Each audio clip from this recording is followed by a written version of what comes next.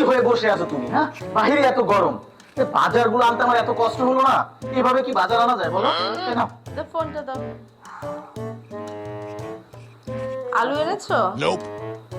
কি বলবো তোমাকে, গত দিনের চেয়ে 8 টাকা বেড়েছে আর কেজিতে, তাই আনতে পারি।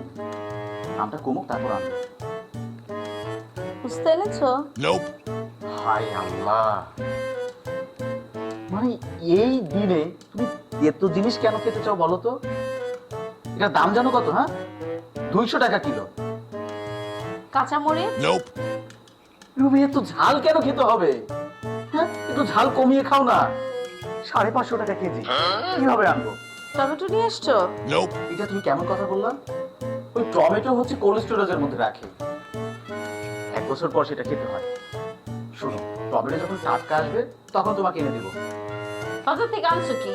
বাজার থেকে কি আনছি আমাকে জিজ্ঞেস তুমি যে করছো? বলছো ভারী, হয়রান হয়ে পড়তেছো। ভারী মানে? এত বড় ব্যাগ, বড় হয়ে গেছে মানে।